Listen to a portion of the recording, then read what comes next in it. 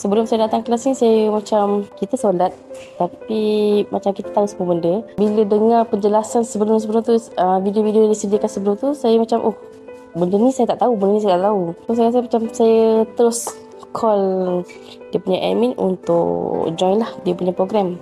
Lepas saya datang, banyak topik memang betul-betul topik yang kita rasa kita tahu tapi sebenarnya kita tak tahu.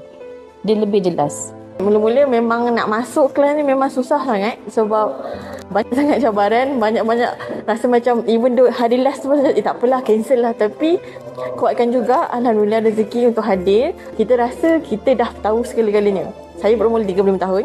So selama 30 tahun kita rasa dari kecil kita dah dapat pendidikan agama yang cukup, sekolah agama yang rasanya cukup untuk asas solat. Tapi sebenar-benarnya banyak yang kita perlu pelajari. Selepas saya masuk program ni, saya dapat lebih faham apa yang perlu ditekankan di bahagian wajib untuk solat dan mana satu yang sunat. Sebab Ustaz ada mention, kalau kita nak tahu benda tu, kita nak dapatkan pahala sunat tu, kita kena tahu benda tu adalah sunat dan mana satu yang wajib. Jadi indirectly, benda tu membuatkan saya lebih khusyuk, lebih fokus time solat. Paling terkesan dalam kelas yang saya ambil ni adalah mengenai wuduk.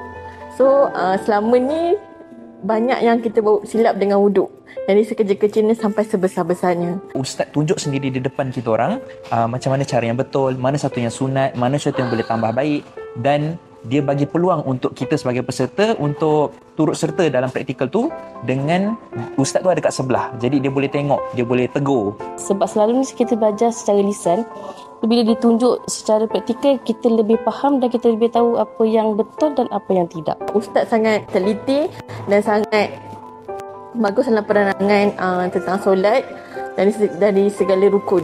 Saya nak sarankan untuk semua orang datang ke program Celik Solat ni, sebab kadang-kadang selama kita solat tak kisahlah muda ke tua, kita mungkin ada benda yang sebenarnya kita tertanya-tanya tapi mungkin kita assume benda tu betul, dan bila kita masuk Celik Solat ni, ustaz dan tim Celik Solat ni akan clearkan untuk kita mana satu yang betul, mana satu yang salah, mana satu yang boleh diperbetulkan atau mana satu yang boleh diperbaikkan.